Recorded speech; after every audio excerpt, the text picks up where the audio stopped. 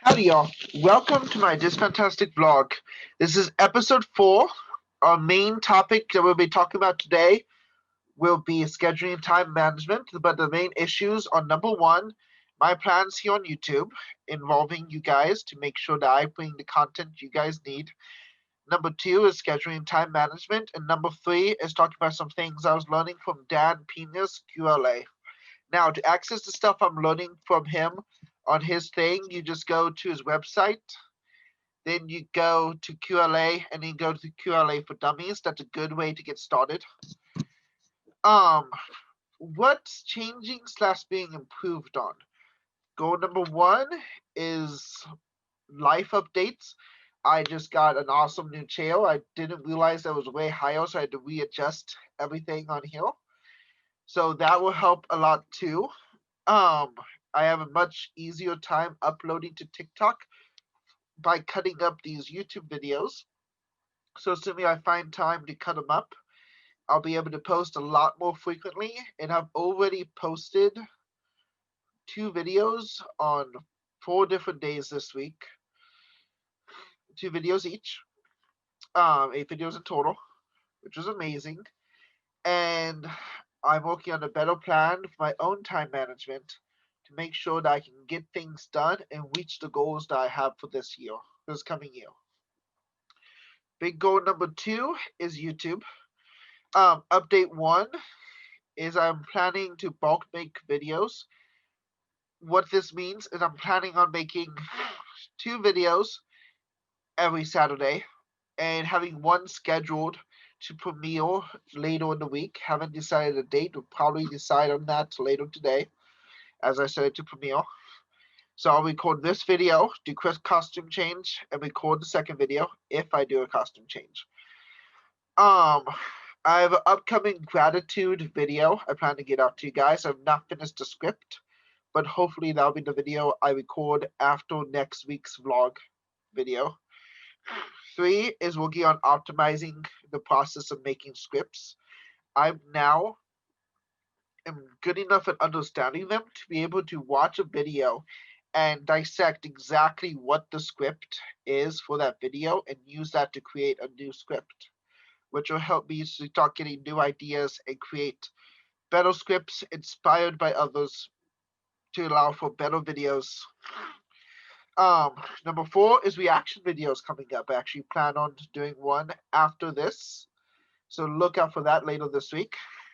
I have multiple playlists that I have saved with videos I plan to go through and react to. So anytime I don't have a scripted video ready, I can always use one of those. Goal number 3 is my income projections for 2021. My first goal is I'm projecting to be seeing $200 a week.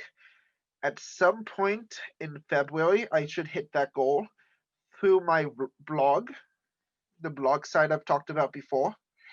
This will be mostly from ad revenue.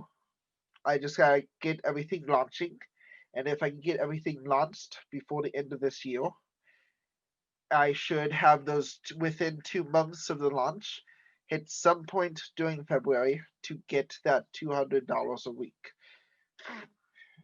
And that would be take home, not just gains.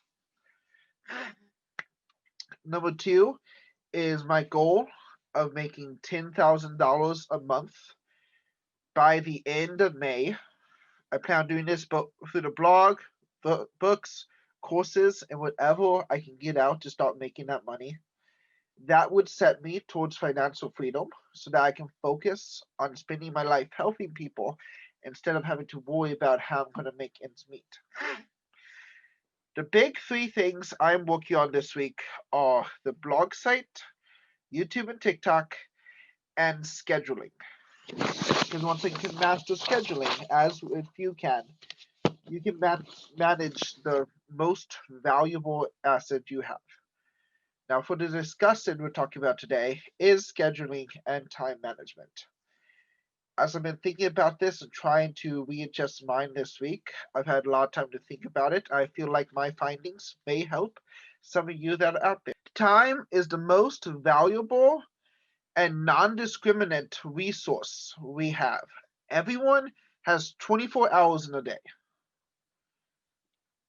How you use that time is partially up to you, depending on your situation. Some people are still required to do things by their parents. Some people are tied in school and have to make sure to get that done. But everyone has the same 24 hours. No one has 25 hours. No one has 23 hours. Everyone has the 24. And it's about making the use of that time. Think of it as a resource and work on budgeting the time and figuring out better ways to manage it. What you allocate time to is a form of what you're allocating that income for. Whatever your time is worth, you are spending on whatever you're spending it on. Important thing for me at least, and probably everyone else out there, is having a good sleep schedule, making sure to have a set bedtime and wake up time every day. Stick to that. To know your body, knowing if you're a night owl, morning bird, what kind of sleep your body needs. Me being a night owl, my goal is to be in bed at 2 a.m. and awake at noon. Different people have different needs, and you'll if you take time to try and understand what your body needs, that will help you find what kind of time you have. If you need to experiment sleeping at different times, you've probably done this on accident. Just trying being too tired in the day or being too tired at night. It and once you have that, set that time and be consistent with it. The more consistent you are with that sleep schedule, the more natural it will be. Even if you're going against your body's rhythm, if you have a set wake up time and sleep time, you will start to get used to it. There will be negative side effects, but you will start to get used to that. Another thing is to figure out what hinders your time management. While you're staying up too late, what can get you up to make sure you get up in time? What's absorbing your time? Like for me, I end up watching a lot of YouTube and researching at night instead of going to bed when I'm meant to, which can go from a few minutes to hours past when I intended to be in bed. Um, and how to better schedule it. For instance, I can pick a better time to do research, give myself a wind down time to kind of get those thoughts out before I start focusing on going to bed. That way, as I'm going to bed, the time will be used as it is intended to. Make a plan and actually write it out. This is important for anything, but with time management, this helps you know what your plan is and helps you manage it.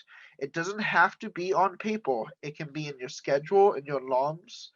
What I do is I have set alarms and am still possibly setting new ones to make sure that I can follow the schedule and I am alerted when to start shifting from one activity to the next and when to carry things out. For example, I'm actually on time for recording this today. Actually, was a bit early. Um, a great tool to use is Google Calendar, especially for those irregular things that may happen once a month, once a week, or once a year. This helps you keep track of them so you can adjust your schedule accordingly beforehand instead of realizing it the morning of, like I have done several times already. Use a schedule sheet with goals. I have designed my own that I use. You can use a planner, you can use pretty much anything. If you guys want, I can upload a blank version of mine onto my Patreon if you guys are interested. That way, you guys can have that to use. Otherwise, just figure out something where you can mark and time each hour so you know what you're doing and you know what you should be doing. So even if you mess up and don't follow your schedule, you can look back and see what went wrong. Change doesn't happen in a day. This is another big thing. It takes time, work, and practice. Just because you plan out a new schedule doesn't mean you're automatically going to stick to it. This is one thing that causes people to give up is because they make a plan, they fail to follow the plan, and then they give up. What you do is you make a plan, you fail to follow the plan because this will happen, and then you learn from that failure to figure out how to better follow it next time. Now, moving on to what I am learning from my Jason Capital Monday class. I'm learning the goal of an opening message. This is important when you're cold messaging someone, a cold email. Your goal is to get a reply. It's not to sell. You're just trying to get them to reply to you so you can start that conversation. After you get that first reply, you can start working on building trust with that person. Not selling them yet, but building trust. Once they trust you, you can offer things to help and try to guide them to ways they can get help, whether that be you or that be someone else. Life gets faster after your first reply. If you're cold calling and cold messaging people, most people will start denying you and that'll be discouraging. But once you get that first one, that proves to you that people will and can reply to you so that you have more confidence to get those reply in the future and will often naturally be more comfortable sending out the messages because it doesn't feel like you're yelling into a void. Um, Audio value in a message. We were talking about this in Instagram specifically.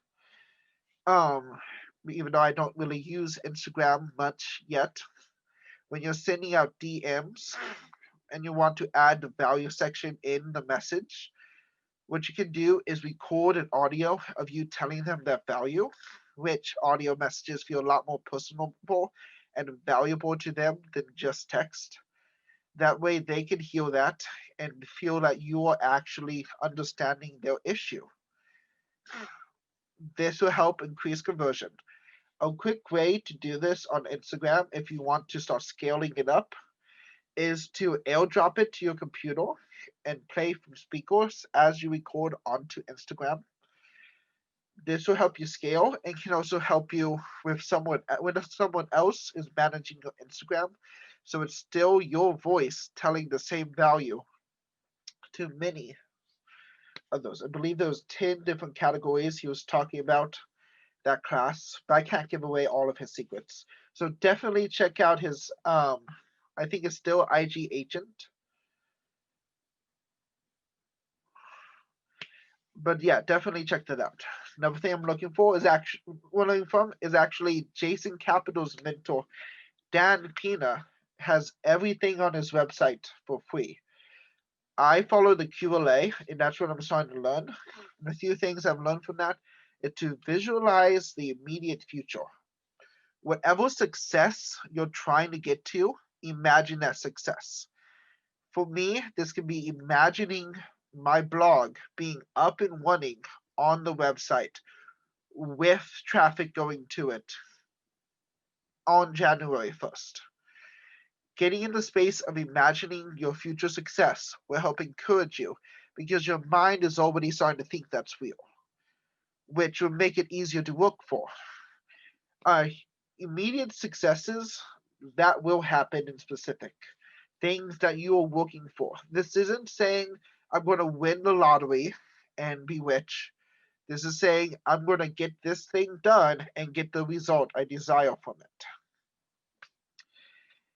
Another thing he's taught is hate conventional wisdom and common sense. This is the stuff you hear about. Oh, you have to graduate high school, you have to go through college, you got to get a 9 to 5 job. And once you got that 9 to 5 job, that's how you succeed. This conventional wisdom and common sense will lead you to a conventional and common life.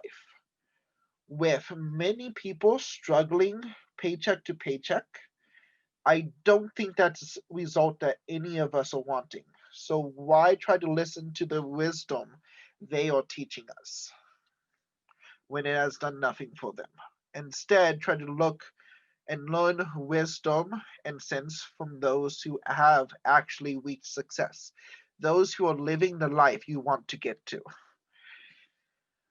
Write down your vision. Find some way to visualize it and have it so that you can see your vision, even if it's just in text, even if it's just a soul glass card. Learn to see it so clearly that when it happens, you get deja vu. The 5 pillars of success he taught. The first one is yesterday's dreams are tomorrow's realities. This means whatever you are dreaming right now and working on, let that be a reality. Don't stop dreaming and saying these are just pipe dreams or these are things that I can't get to. Work and aim for them. If a kid could imagine putting people on Mars and then because of that dream become as successful as Elon Musk now is, why would you hesitate to start dreaming big like that? Second is to see your dreams ahead of time now. Look forward and imagine yourself getting that success you will be getting in the future. Third, practice acting how you will become. However, you would act with your success, start acting like that now. If you want to be a YouTuber, act like that big YouTuber. Record videos like you're already a big successful YouTuber instead of trying to act like someone who just started out. Whatever that goal may be for you. Don't set limits. Don't you can be the most limiting thing in your life. If you think I can only ever get $15 an hour, you will only ever get $15 an hour. If something bigger is offered, you'll think it's a scam, it's a trick, it's too good to be true, etc., etc. Draw enthusiasm from within. Many people are expecting to get enthusiasm from the environment around them, but you cannot control all of the environment around you, and sometimes it won't come. But if you can learn to draw enthusiasm from within yourself, you can learn to always have access to enthusiasm. Those are the 5 pillars.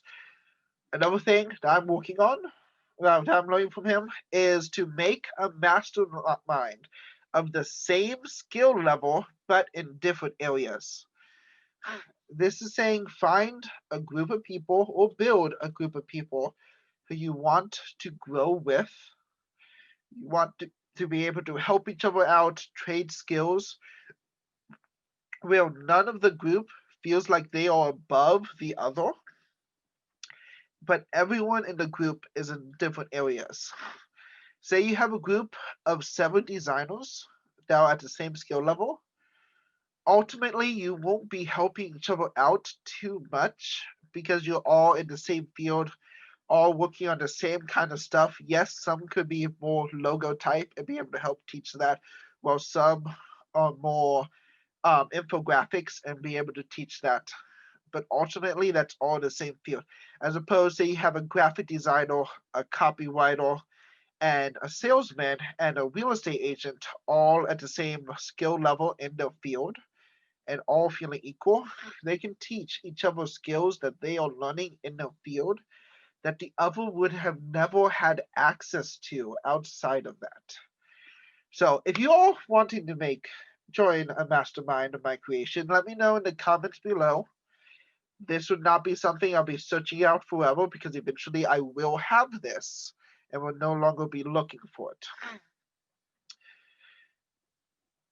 And last thing I was learning from him is that you can easily find a mentor. People are wanting to share what they've learned. They're wanting to be able to help people out. That's part of human nature, especially after you've already gained all the wealth you can get from it.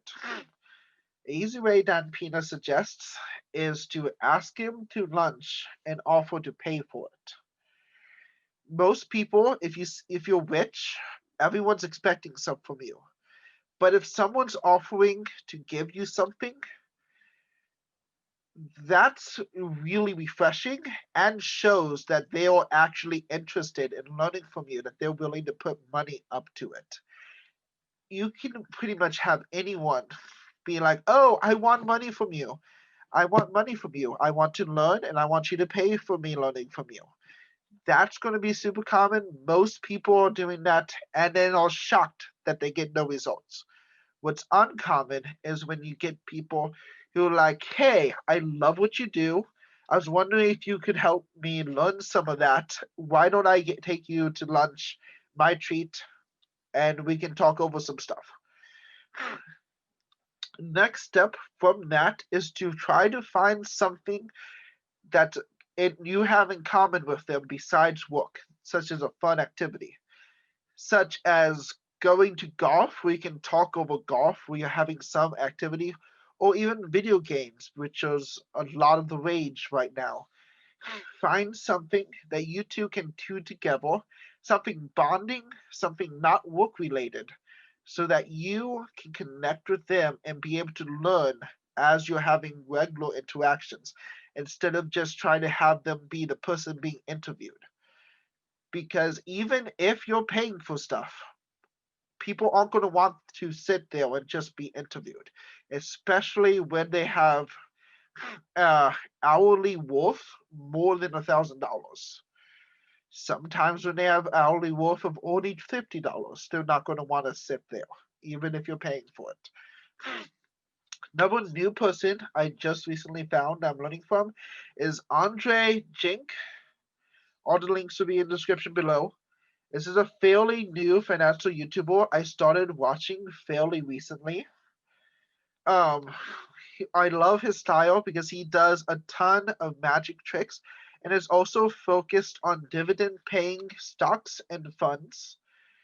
Unlike Meet Kevin or Graham Steffens, which was one thing I disagreed with those two with, is I'm always focused on the cash flow and they're always focused on maximum net worth. Um, the last thing I'm really learning from right now, and this is the big thing we've been talking about, is Rise Up Road. We're on the final 5 weeks, week 3 of the 5. A few tips before I get into the actual homework I've done for them is learning isn't always about the content. It's how you show up for the content. Let me explain. When you're going to a course, if you think, oh, I already know all this ahead of time, you're not going to learn a lot, if anything, especially if you've already been to similar courses. One thing I learned from Dan Locke is to have the approach of what is one thing I can take away from this. And if you can find that one thing to take away, you can learn one thing to help boost your business, even from things you've already been to. Because I can guarantee, even if you've already gone through a course, you're not going to remember 100% of everything. So the small takeaways can really help boost. Notes increase recall memory. So the notes you are writing as you're learning helps you to remember everything you're learning, even if you never look at them again. So this is why it's so important to have a notebook or something that you're taking notes from. Not only this, if you're making courses and stuff, it's always valuable to look back at your notes to find information that you wrote down and be able to use that for things such as a vlog YouTube series. Another thing is that your intentions change when facing the unknown. When you have a plan and then something happens that changes the environment you're going into, like a pandemic, your intentions and plans for for that situation or that time period have to change. You have to pivot. This is something that actually caused the Rise Up community to happen. Is that Pete Vargas had to pivot from his live shows that all got canceled to actually making a Rise Up challenge that then became Rise Up World. Now, this week we focused on health and money. So let me get into what I've been learning on that. health and the subcategories. Number one, sleep. Nothing else in this category is more important. This is what allows you to operate more effectively so that you can be more efficient in your physical operations and what you're doing. Second is exercise. I had a personal system that was combined of push-ups, sit-ups, and squats, as well as a chill aerobics, chill boxing DVD that I would use, but I would use it in horse stance to exercise. I need to do this a lot more. This is definitely an area I'm lacking in. Nutrition and hydration. Hydrate in the mornings and eat better foods. When you're sleeping, your body loses a lot of moisture. So being able to refresh that as you wake up becomes very important. Fourth, meditation. I like to do a 10 to 1 breathing, which is where you're just breathing out and breathing in, counting out 10, in 9, out 8, in 7, mostly counting in my head. Letting thoughts be like clouds, not trying to push them away, but recognizing them and letting them pass. Pete Vargas suggests some apps, Abide and Pause. I have not had a chance to check these out. I've just used Headspace, which I actually like. It's pretty good if you're new to meditation, but the free version of it becomes limited, especially if you're already used to meditating. But it does help, especially if there's things you haven't seen in meditation before that are good to practice, or you like guided meditation. Five, energy management. Have pit stops through the day, food, rest, naps, breaks, etc. Things that allow you to keep your energy up and refresh it when it starts to get low. Just like in racing, when they pull into a pit stop to change tires, touch up the car, and then start driving again. It's important to have these so you don't break down in the middle of the day. Trust me, I know about breaking down in the middle of the day. My annual intentions for health is to exercise more and get regular sleep and daily meditation. These will help me start maximizing my work. And I'm already starting to work on a couple of these. My core intention is to live a healthier life. Um, at the end of next year, success for me looks like having a proper sleep schedule while I'm waking up and going to bed at this right zone that I have planned out, having an exercise schedule where I am having set exercises every day that I practice, except maybe Sundays, and being able to do my miracle mornings where I can start the day off right, refresh, renew my intentions for myself, and then go forward through the day. Money. The the seven subcategories of money are first, invest squared. Is how they put it, but I actually counted three things, even though they said it was just two. Invest in assets. These are things that pay you money or help you make money, such as real estate, stocks, bonds, index funds, etc. Invest in yourself,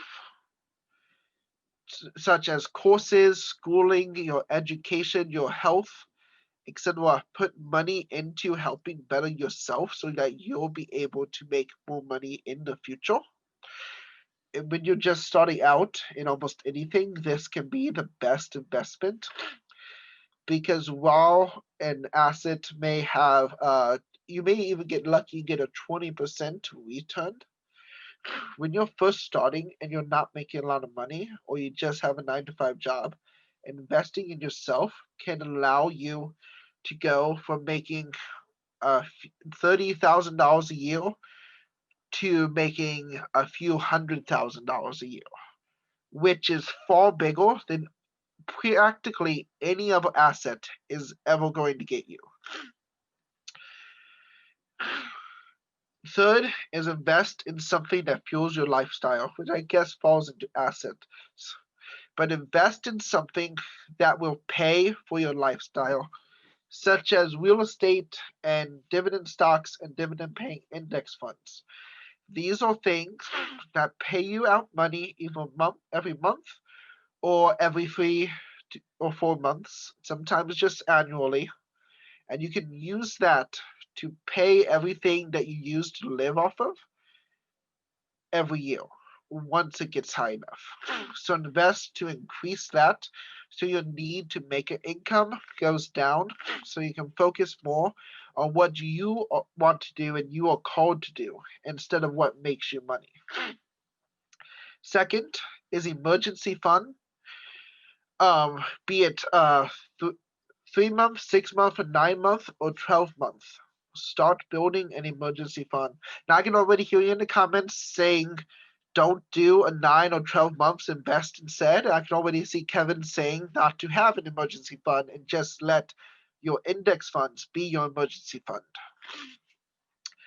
But the way Pete Vargas was teaching this is that you can create something that can make you money within a year in most cases. If you're making enough to start building an emergency fund, you can make something that will make enough to build that emergency fund again. So having a 12-month emergency fund gives you a whole year to figure something out in case something like a pandemic hits where your income drops and you need to now make something to start building that back up. Third is eliminating bad debt. Debt is that isn't making you money is bad debt. So say a real estate mortgage that pay doesn't cost that much interest, but allows you to control that property that is now making you more money than it's costing you would be good debt. A good way to look at it is that it has a 4% interest rate or more. I learned this from Andre. Um, you paying off the debt gives you a guaranteed reward. Oh, return. So say you have a 6% interest debt, you putting money towards that is practically guaranteeing you getting a 6% return on the money. Because if you don't put the extra money towards that, you'll be paying the 6% in the future. For me, the only bad debt I currently have is student loans. This is one that I cannot currently pay off, but one that if it isn't forgiven, I will be paying off. Number four is savings, goal oriented, and gamification. Make whatever your saving plan is be focused on meeting a goal. Say you're saving up for a new house or rental property, or you're saving up even just for Quest 2. Have something to make it goal set it. Also gamify something so it's fun. Something so you can get excited after you get $20 in. The thing I'd love for this I plan to use heavily is Yada Bank. Yada Bank lets you put money in to store and does not take money out for prizes, which it offers prizes like the lottery does, except for it's no cost to you. Plus, it has a better interest rate than a lot of banks, not counting prizes, and more than the bank I'm using now, which is a credit union. Five, donating and giving money. I tithe and plan to do fast offerings once I'm making enough to actually cover to actually start paying for my own food. To my church. Nonprofits are great as well. One that I have my intentions on giving money to is Compassion International, which helps kids that couldn't normally get an education be able to get that education they need, as well as allow you to have a two-way communication with them where you can talk to them, send them encouraging messages, and let them know that there's someone that cares about them, even though they're stuck in a poverty situation. And I'm starting to cry. Cool. Number 6 is enjoy things and have fun. Not to wait for retirement. This is important because a lot of people will pressure you to just save and invest, save and invest, save and invest, where it gets incredibly boring. And eventually, what happens is you end up breaking your budget to go have fun on a whim and then regretting it later. Instead, actually plan out in your budget money that you're going to use to enjoy things on. I like the 20% of your income to be prioritized for whatever you want to do with it. And for me, the goals I hope to get soon on this are Twitch investments, which I totally count as just something fun, buying games, getting stuff in games like loot crates and stuff, as well as a Quest 2 eventually. But these can be whatever you find fun. For some people, that is just investing back into your YouTube, but whatever it is for you is what you should go for. Number 7 is financial freedom number. Figuring out and trying to get what amount of income is over your expenses. Mine is $3,000 a month take home. If I can get that, once I save up for the one-time payment on my first triplex, using 2 of the places to rent out as I live in one of them, that $3,000 a month would cover all of my expenses, so that I can focus on growing from there. My annual intentions for money this coming year is to make $200 a week at starting at some point in February off my blog, and for my total income to be $10,000 a month or more by the end of May. My core intention with money is to become self-reliant this year and to be able to fund my school whenever I get to that point, so that I can help my students become their best selves instead of just stagnant gears in the system. Success at the end of this year for me looks like reaching $5,000 a month from entrepreneurship. If I can hit that mark, this year will be a success. And one thing you may notice with that is that I've listed different numbers as different goals, and it might sound contradictory, but I do have the intention of making $10,000 a month by the end of May. But if I don't, if at the end of this year all I did was raise my income to $5,000 or even $3,000 a month, that would be amazing. That would be life changing, and I would then be able to fully focus on helping people instead of focusing on trying to make my own survival. So thank you all for coming this week. Make sure you subscribe for next week's videos and the future coming videos. Like or dislike to let me know what you thought about this, and further you can comment in the comment section below or to the side for TikTok, and DM me on Twitter at DesignerKinta or TikTok and Twitch at Kinta Naomi. Feel free to contact me at any time. I may not get back to you immediately, but I will see your message and I will read it. And hopefully I will respond if it's something that I need to respond to. So thank you so much for everything, and take care, and may the peace of the Spirit be with you.